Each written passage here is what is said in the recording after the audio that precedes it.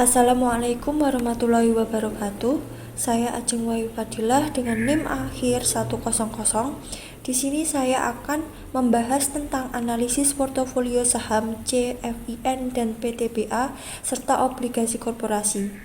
Video ini saya buat untuk memenuhi tugas mata kuliah manajemen portofolio investasi sebagai ujian akhir semester. Pembahasan yang pertama yaitu mengenai profil perusahaan, yaitu pada PT Clifan Finance Indonesia Tbk atau CFIN dan juga PT Bukit Asam Tbk atau PTBA. Pembahasan yang pertama yaitu profil perusahaan, yaitu PT Clifan Finance Indonesia Tbk atau CFIN. Didirikan pada tanggal 15 Januari 1982 dengan nama PT Clifan Leasing Corporation berdasarkan Akta Nomor 47 pada 15 Januari 1982 yang dibuat di hadapan Kartini Muljadi SH, notaris di Jakarta.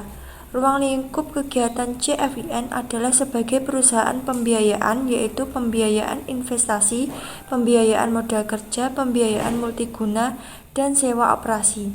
Dalam rangka memperkuat posisi perseroan di industri pembiayaan nasional, maka akan 17 Agustus 1990 perseroan resmi melakukan penawaran saham perdana di Bursa Efek Indonesia atau BEC yang kini bernama Bursa Efek Indonesia.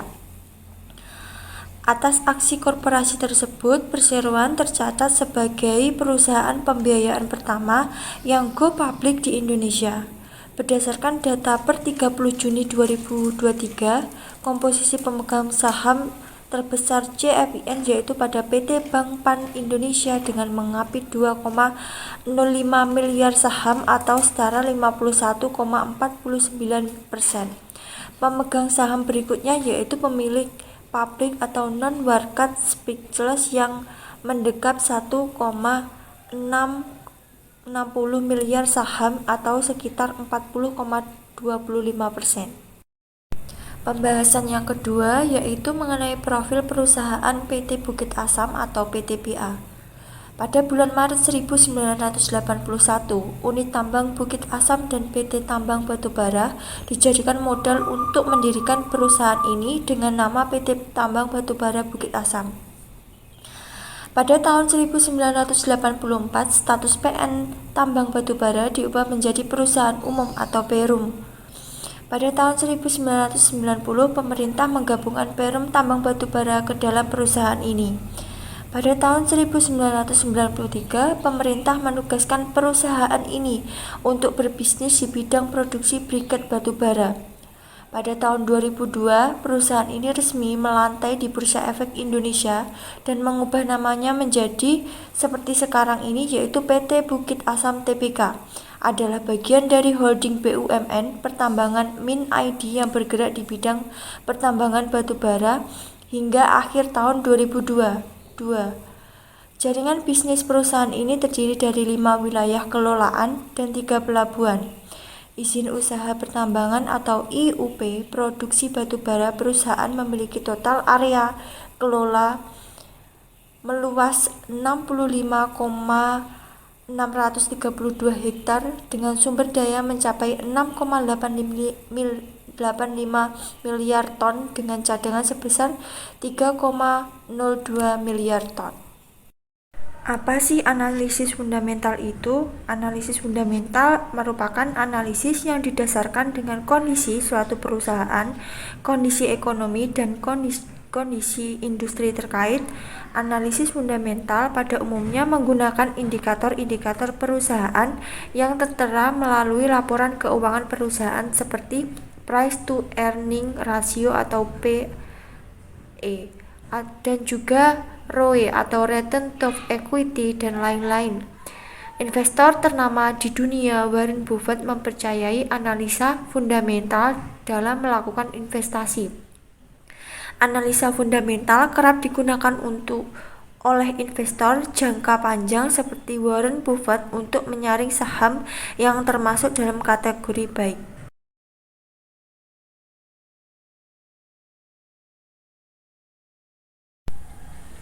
Selanjutnya yaitu analisis fundamental PT Klipen Finance Indonesia Tbk atau CFIN.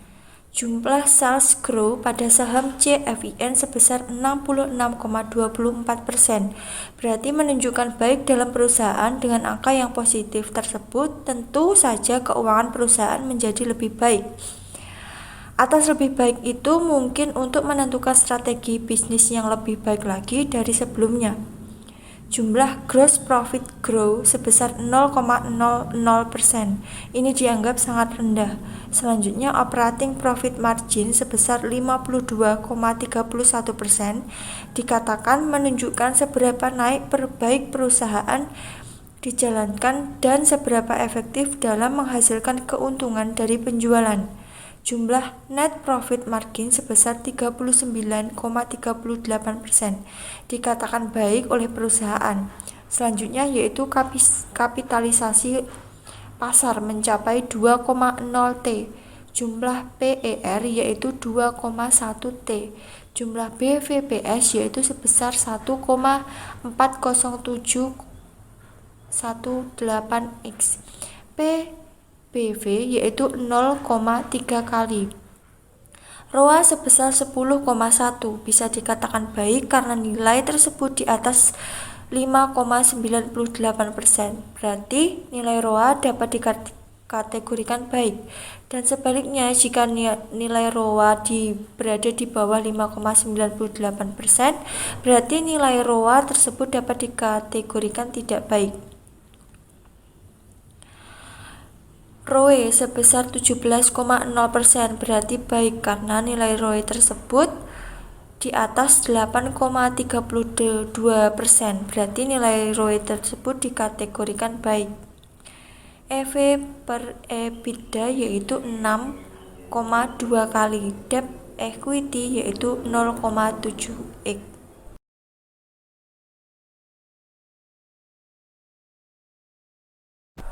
Analisis selanjutnya yaitu mengenai analisis fundamental pada saham PTBA atau PT Bukit Asam Tbk.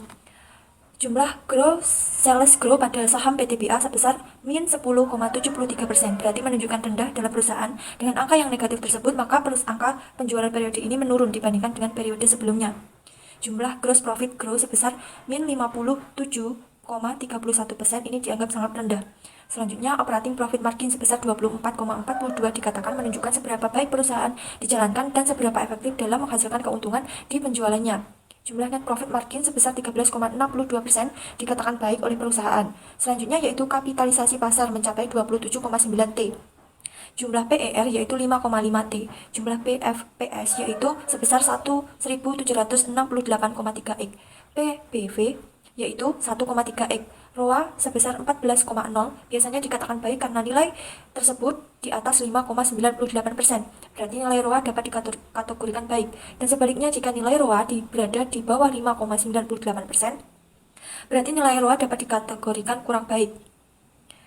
ROE sebesar 24,7%, berarti dikatakan baik karena nilai tersebut di atas 8,32%. Berarti nilai ROE dapat dikategorikan baik.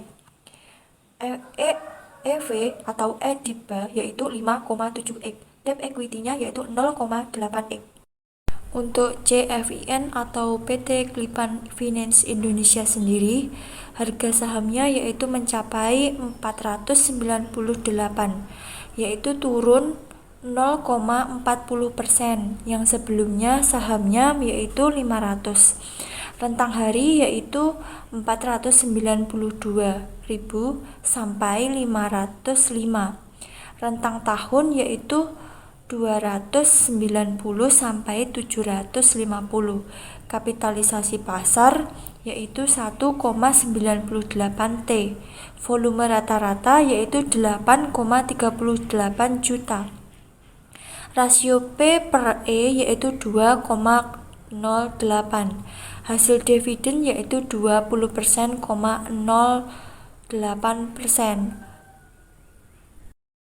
Harga saham PTBA yaitu 2.420, yang sebelumnya yaitu juga 2.420. Hal ini dikatakan saham tersebut tidak mengalami kenaikan harga. Rentang hari ini yaitu 2410 sampai 2440. Rentang tahun yaitu 2310 sampai 4200. Kapitalisasi pasar yaitu 27,88 T. Volume biaya rata-rata yaitu 9,78 juta. Rasio P per E yaitu 4,38.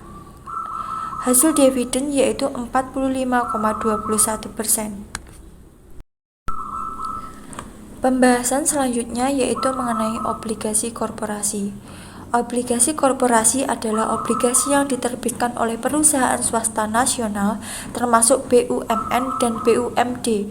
Obligasi dapat dijelaskan sebagai surat utang jangka menengah atau panjang yang dapat dipindah tangankan, yang berisi janji dari pihak yang menerbitkan untuk membayar imbalan berupa bunga dan periode tertentu dan melunasi pokok utang pada waktu yang telah ditentukan pada pihak pembeli obligasi tersebut.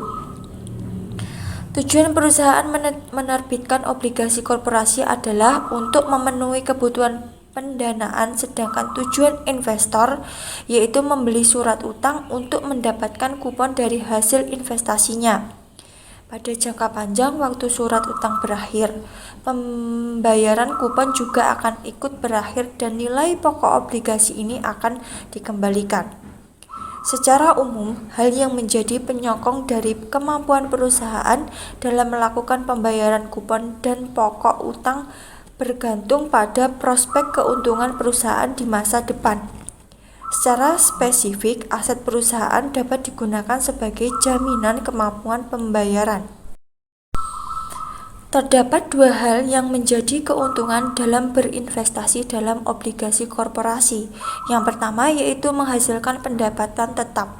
Keuntungan berinvestasi dalam obligasi korporasi adalah mendapatkan kupon atau bunga secara rutin hingga jangka waktu obligasi tersebut habis. Umumnya, kupon obligasi lebih tinggi daripada bunga deposito perbankan dan juga obligasi pemerintah. Yang kedua yaitu capital gain dari penjualan obligasi. Keuntungan lainnya adalah capital gain yang bisa didapatkan dari penjualan obligasi korporasi. Pemegang obligasi korporasi dapat memperjualbelikan investasi yang dimilikinya dengan harga yang lebih tinggi daripada harga pada saat pembeliannya. Selisih dari harga beli dan harga jual tersebut adalah capital gain. Di dalam obligasi korporasi juga ada resikonya. Setelah investor mengetahui keuntungan yang akan didapat ketika berinvestasi dalam instrumen obligasi korporasi, ia juga harus mengetahui resiko dan dari investasi obligasi korporasi. Terdapat dua hal yang menjadi resiko, yaitu yang pertama, resiko default oleh perusahaan. Risiko yang harus diperhatikan sebelum berinvestasi dalam obligasi korporasi adalah kemungkinan terjadi gagal bayar dari perusahaan penerbit, kegagalan perusahaan dan pembayaran kupon dan pokok utang ini umumnya disebut sebagai default. Yang kedua yaitu fluktuasi harga obligasi. Risiko lainnya adalah harga dari obligasi korporasi yang rentan dari pergerakan suku bunga. Apabila suku bunga sedang rendah, harga obligasi dapat meningkat. Dan begitu pula sebaliknya, maka investor pula memperhitungkan dengan matang dan melakukan forecasting terhadap suku bunga agar investasinya memperoleh untung yang optimal. Itu tadi penjelasan dari analisis portofolio saham, CFIN dan PTBA serta obligasi korporasi. Sekian dari saya. Wassalamualaikum warahmatullahi wabarakatuh.